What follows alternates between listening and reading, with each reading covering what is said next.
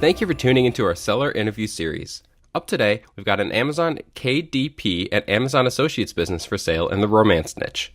Created in March 2012, this business makes $14,927 per month in net profit, and the listing number for the site is 41068. We do these interviews to give potential buyers more information about both the seller and the sites they're looking to purchase. We hope these insights are helpful for you in making a buying decision. We got the seller with us today to go through the business and cover everything from niche selection to traffic and monetization. How are you doing today, Sean? Hi, Jake. I'm all right. Yourself? I'm doing really well, thank you. Where are you calling in from today?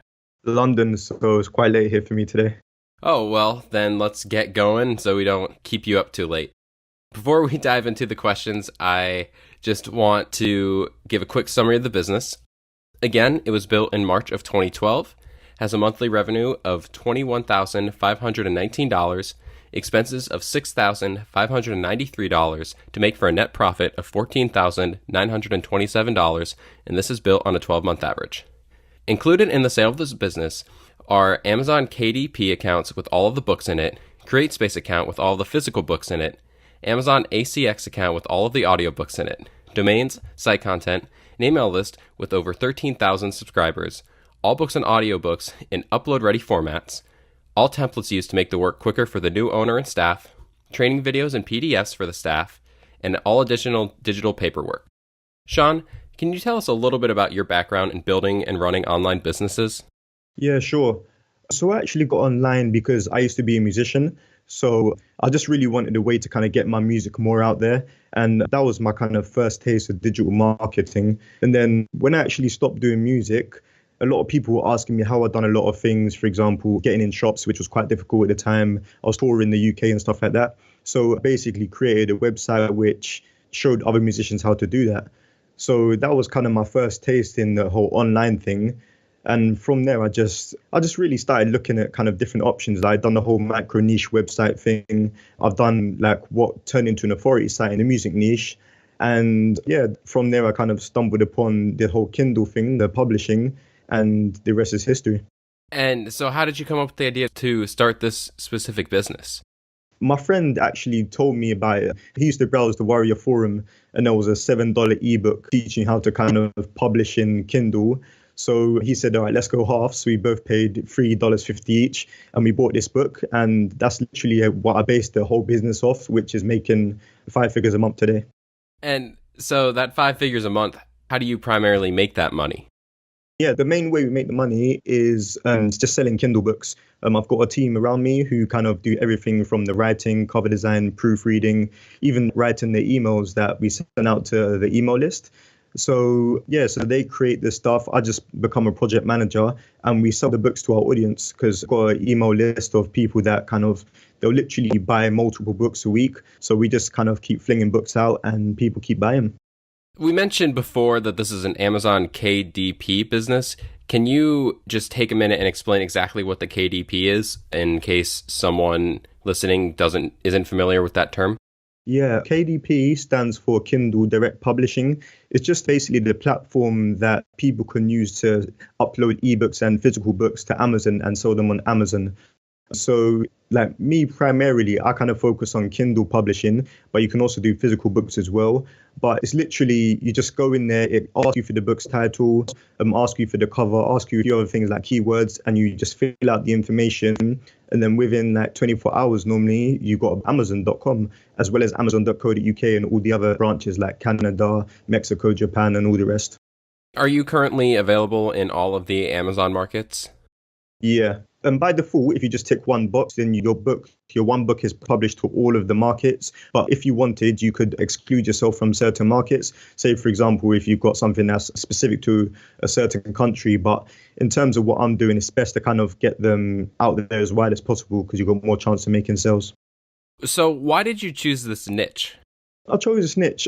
First of all, the romance thing, the book that we bought telling us how to do Kindle, it was based on romance because just for the fact that it's a hungry niche. Like I mentioned, someone will read a book like in one day and then they'll go out and buy another book the next day. So there's a lot of retired people that have got so much time on their hands and they've got disposable income that want to buy these books. So it seemed like a good niche to be in. Yeah, that's pretty much it, to be honest. So, what are your plans for after the sale? But after this, basically, I've got another couple projects that I work on. Like I mentioned earlier, I've got the music advice website, which I started maybe around 6 years ago, and actually got the passion. I really want to start kind of creating courses for that because I've got like a couple courses, but yeah, I don't know. I just want to kind of do something new. So I'm going to be focusing on that because previously I was only doing that like 2 hours a week. But yeah, I've got the itch to go back into that. As well as that, I'm going to be doing a lifestyle website, which I started maybe about a year ago, and I'm quite enjoying that now. So they're the two main projects that I want to work on in the future. So yeah, hence the reason I'm selling this business. So, you're just selling the business so that you can take your time and put that towards something else, correct? Yeah, pretty much. It's mainly a time for me because even though it's only about 14 hours a week on this website, when combined with the other two projects that I'm working on, as well as the whole family thing and just other commitments, it's like the majority of my time in terms of work is being used on the Kindle business. So I kind of, yeah, I really want the time to do other stuff. I won't really be reinvesting the money or anything, but yeah, it's mainly the time. So, you mentioned that it's about 14 hours of work a week. How do you spend that 14 hours? Yeah. So the main thing that I do, I've turned into a bit of a project manager because, like I said, I can't remember the exact number of people in my team, but maybe about 15, 16. So what I do, I just go on 3 times a week for a few hours and I talk to like the cover designers, the writers and stuff. And normally when I go on, I've got a bunch of messages, maybe 7, 8 messages, and I just reply to them, like if they got questions about kind of what the next work is, or I might give them work. So say, for example, there's a book which I need a proofread for or a cover for, then I'll just contact the cover designer and say, okay, we need this cover by this date. And yeah, that's the main area I kind of focus on. As well as that, I do other smaller tasks. For example, I actually manually upload the books myself. Once the cover designer's got it to me, the formatter's got me everything. I just go into my KDP account and I upload everything. This is something that can be outsourced, but I prefer to do it myself just for the fact if you did allow someone into your account, then they've got access to all the payment information, all your other stuff. So the personal preference, I do that myself. Yeah, on top of that, I also hire people as and when needed. Normally, this is only kind of done like once every 3 or so months if a writer can't work for me anymore, or same with cover designer or anyone else. But to be honest, other than the writers, all of my other workers, they've been quite solid. I've had my cover designers for like over 2 years, both of them over 2 years. And I've had my description writers for over a year. Many of my writers like a few years as well, but there is some small turnover with the writers every now and then. So yeah, just keep up to date with that. I hire someone every now and then.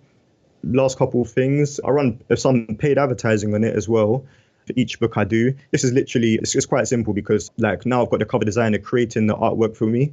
So all I do is I go into the advertising platform, I just add the artwork and add the link and then set the budget and I run the advert. Yeah, they're pretty much the main tasks. There are some other smaller bits like looking at the Kindle charts, making sure I got paid. But yeah, they're the main things I do. Just to clarify, all of the books that you sell, whether it's ebook, physical, or an audiobook, those are all produced in-house? Like you have writers, cover artists, everything? Is that correct? Yeah, that's correct. Everything's 100% original. And so is that content team going to work for a potential new buyer? Yeah, as mentioned, I've got quite like with this thing, a lot of the people that work for me, they actually industry themselves, like they're romance authors or they're just generally interested in the niche. So yeah, a lot of them they'll be willing to stick around and work for the new buyer. Okay, awesome. Thank you. So the business was built in March of 2012. What was the trajectory of the business within the first few weeks or months after you started it? Initially started making profit from the beginning because it's a case of like while it's a bit harder right now, when I first started out, all you had to do was create a book and put it up on the Kindle store and you'll make sales.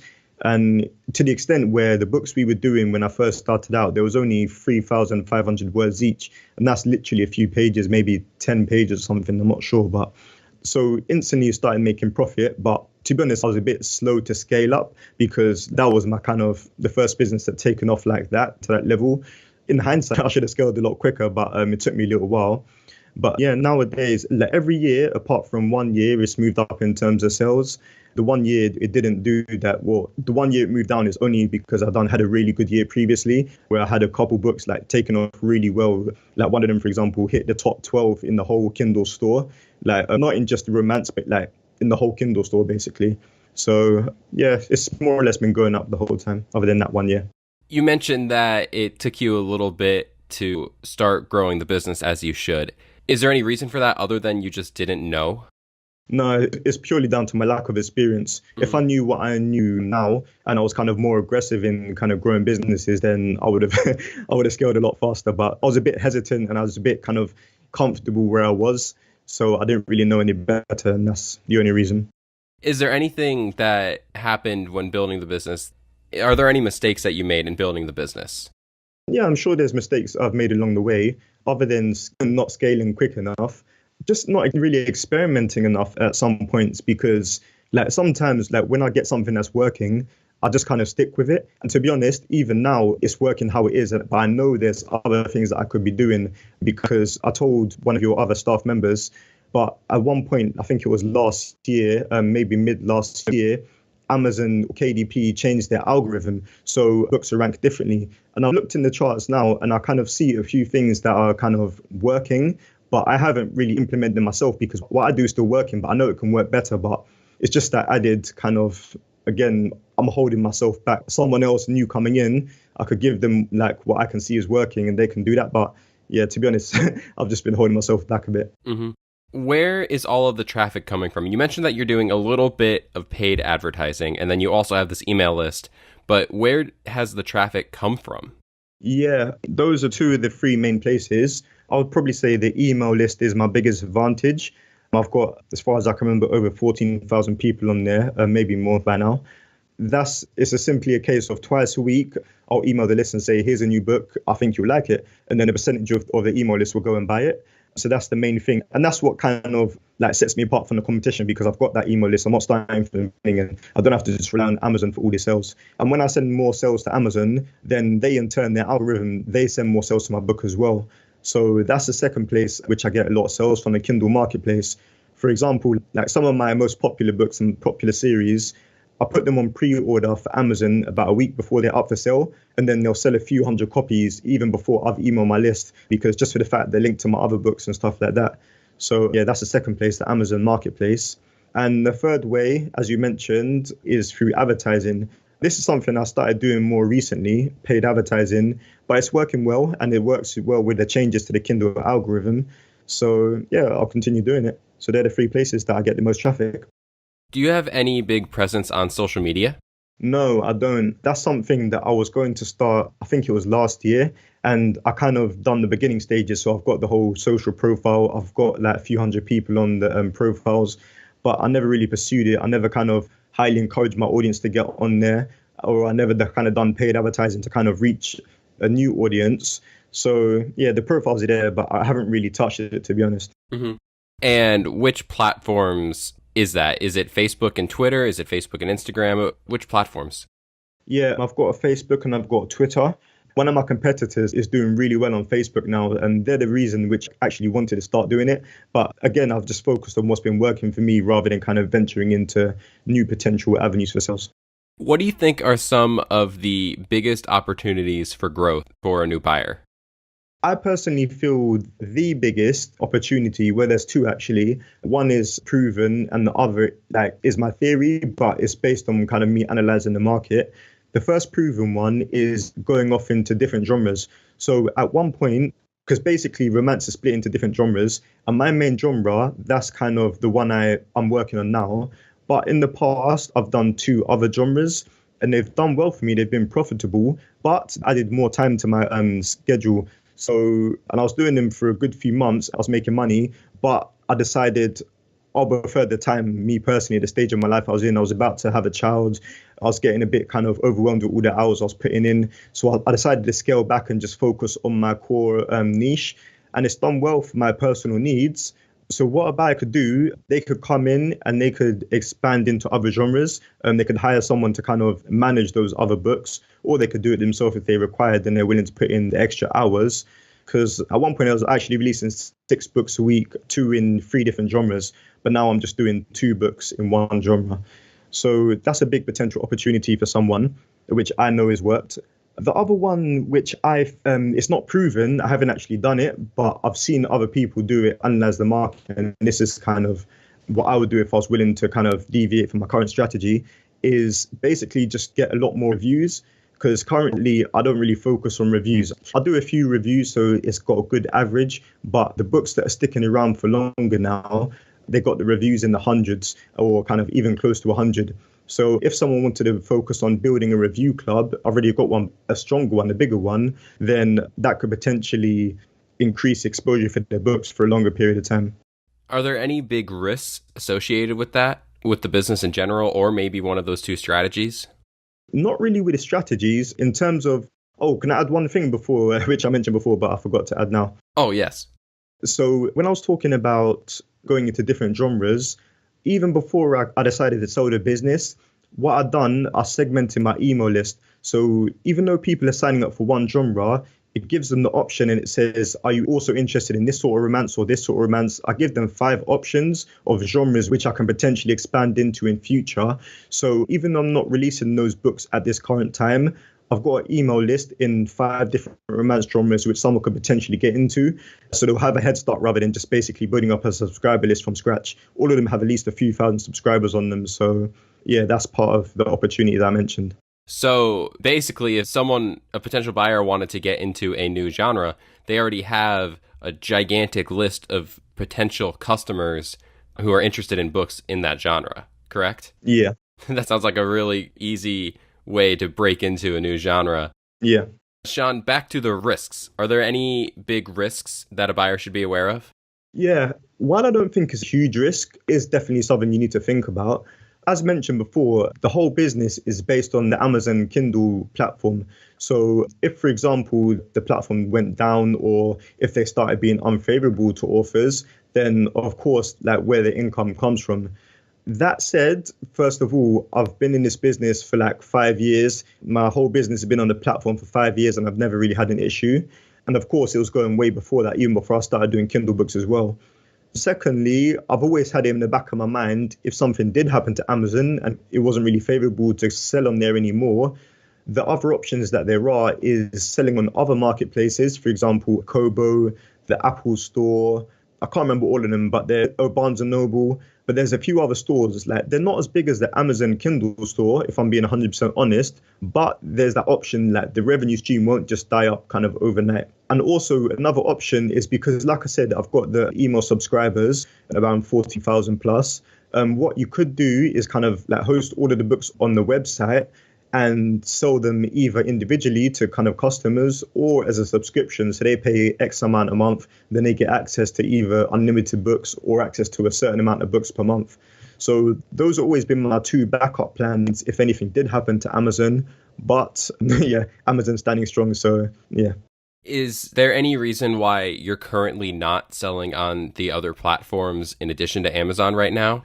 Yeah, because basically Amazon provides you with promotional tools, a program called KDP Select. And what that is they allow you to kind of once every 3 months, you can either give out your book free for 5 days to increase exposure and you're guaranteed to get like hundreds of downloads, if not thousands in some cases.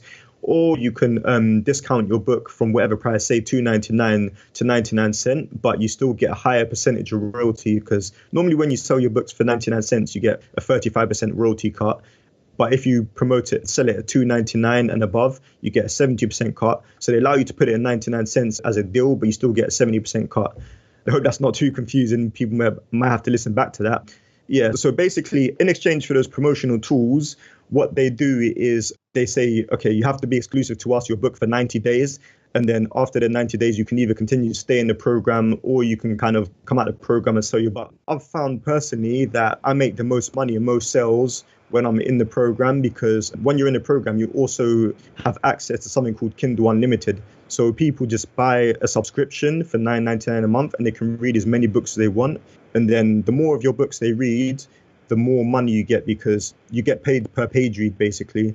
And then the more people read your books, then the more money you make. And as people buy a lot of romance books and read a lot of romance books, it's the perfect niche to be exclusive to Amazon. So yeah, the long story short, the main reason I stay in there is because I make more money by being in there exclusively. That makes sense. I just want to clarify something because I'm fairly certain I misheard.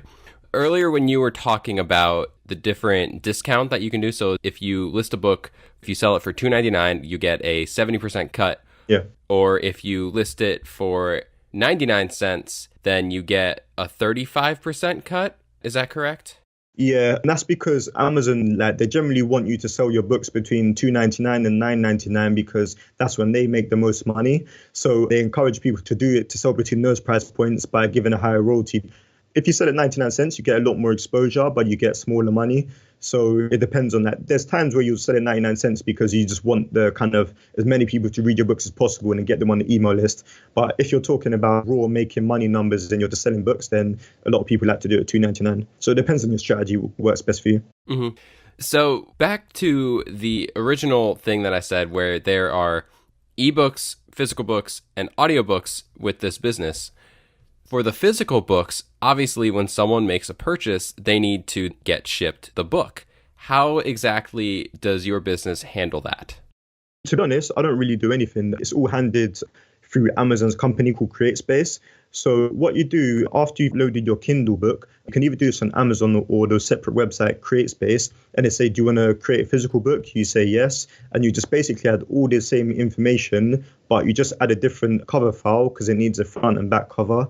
And you add a different inside file because it needs different margin stuff. All of that stuff is created by my cover designer and by my formatter, so it's no extra work on my part. And then, you upload it to CreateSpace, and once it's up and your book is sold alongside your Kindle's book, that's actually a print-on-demand service. So when someone orders your book, then CreateSpace automatically prints it and sends it to the customer. They handle like refunds and if people send it back and stuff, which is quite rare. But you literally don't do anything. It's all handled by the companies that you go through. And what percent of the revenue do you get from those sales on CreateSpace? To be honest, I'm not sure of the actual percentages, but the way they work it out is based on kind of how big your book is, because the more pages you print, the more it costs them to make. So what they do, they kind of take away their cut of their profit, and then they take away the cost of making the books, and then they take it from there. I can give you an example. If you sell a book which is 291 pages and you sell it for $12.99, you're going to get a royalty of $3.44. And I've just done that quick calculation using their website. But from what I can see, it doesn't tell you the exact amount until you kind of know the trim size of the book and how many pages there are. So and then from there, you can just price it according to kind of how much royalty you want to get. Sorry, there's no more definitive answer. No, you're good. You're good. So the business is listed as an Amazon KDP and Amazon's Associates business. Yeah. What exactly are you doing with the Amazon Associates side of the business? To be honest, that is an extremely small part of the business. The main part is the selling of books. But the money that I do make from Amazon Associates is basically people going through my website. So when they sign up to my email list, and they're saying, okay, thank you for signing up. Here's your free book. But before you get that, and we're going to email that to you, have you seen these books, our latest bestsellers? And then they're kind of taken to a page and they can click through to there. And then you get a percentage of people buying affiliate link. As well as that, we've got a website, which is not very high traffic, to be honest. I haven't really focused on SEO and stuff like that, even though I'm quite good at SEO. But we do get trickle traffic going through there and people looking at our books and kind of clicking the affiliate links. So they're the two main places which you make money from Amazon Associates. So you have your own website, which then points to your books on Amazon. Yeah. Well, not all of the books. To be honest, the website, I mainly use that as a way to collect leads. So when people kind of finish reading the book and we say to them, if you enjoyed that, you'd want these like 2-3 extra free books, sign up and get them emailed to you now. So when they sign up through that, they land on our website and there's the opt-in form. So to be honest, that's the main reason we got the website. Mm-hmm. Are there any like blog posts or any other content like that on the site, or is it all links to the ebooks? Yeah, there are blog posts. I've actually got 6 websites for this, just kind of started for different reasons. All of them quite low traffic. The highest one gets a few thousand visits a month. Yeah, to be honest, it's mainly just for that. But there are blog posts, but they literally haven't been updated in months, maybe kind of close to a year. So it's something that could be built on if someone's interested in that. But like me personally, I found this niche, my specific romance niche, like even when I'm ranking for stuff in search engines, you don't really get that much traffic because I'm pretty much ranking top for some of the keywords in that genre and it's not very high traffic. So I just haven't really decided to kind of continue down that avenue. Mm-hmm. I mean, if it's not showing any return on that, there are better ways to spend the time. Yeah, definitely. Sean, we're almost wrapping up here. I just got a few more questions for you. Would you commit to a non-compete? Yes, I would. And how much support are you willing to offer buyers? And by that, I mean, would you offer emails or Skype calls to help transition them into the business? Yeah, I'll be willing to do both. I'm very aware that it's not kind of business that a lot of people would have an instant understanding of. So with that in mind, I do have training videos if someone decides to buy, both in terms of what they would give to like any new cover designers or writers which they hire, so they can literally just hire someone on Upwork and get them going straight away. And I've also been creating videos of the things that I do myself because I've never really taught anyone them, but of course a new buyer would need them. So I'll be willing to give them those videos. As well as that, I'm willing to kind of do the whole Skype thing, do emails. And on the profile, it mentioned that the 2 hours in the first week, an hour a week for the remaining month, and emails. But of course, if someone's willing to, or if they need that extra bit of support, I'm willing to do that because the whole reason I'm selling this business, I don't want to just see it fizzle away because it's a good money maker and it's got potential to make more. So I'll be willing to help the new buyer succeed with it. Okay, so best case scenario, obviously what we're looking for is that someone comes along and gives us 100% cash offer of what we're looking for. But if that didn't happen, would you be open to a conversation about different payment methods, like let's say an earnout or something like 70% upfront, 30% on closing? Would you be open to that conversation? Yeah, if it's a serious buyer, I would be interested, yeah. Okay, I have one last question for you. Before we get to that, though, I just want to run through the summary of the business again. It was built in March of 2012, has a monthly revenue of $21,519, expenses of $6,593 to make for a net profit of $14,927, and this is built on a 12-month average. Included in the sale of this business are the Amazon KDP account with all of the books, the CreateSpace account with all of the physical books in it, the Amazon ACX account with all of the audiobooks in it, domains, site content, email list with over 13,000 subscribers, all books and audiobooks in upload-ready formats, templates used to make the work quicker for the new owner and staff, training videos, and all digital paperwork. Sean, what is your best 30-second pitch on why someone should purchase this business? Okay, well, first of all, compared to like brick and mortar businesses and or FBA businesses, it's quite a low capital business with a loyal built-in customer base. And these customers, they'll buy from you week in, week out. Like in terms of numbers, for every dollar you put in, you get $3 out. So it's quite good in that sense. It's highly outsourced, and it can be even more outsourced if you kind of decided to kind of, rather than take my role, outsource to someone else.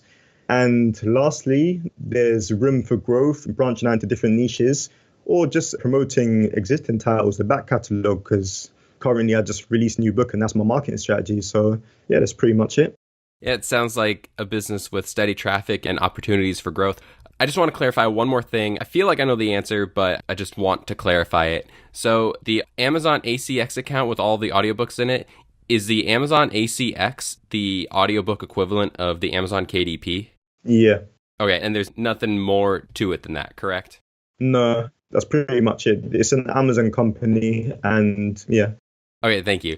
Sean, thank you so much for coming on today. It was a pleasure chatting with you. I really appreciate you taking the time late at night over there in the UK. Yeah. If you're watching this on YouTube and want more info, the link will be below the video that will take you to this marketplace listing. If you're watching this on the listing site and want more information, become a depositor today. All you have to do is click the button, make a refundable deposit, and you will be given everything you need to review this business. Have a great day.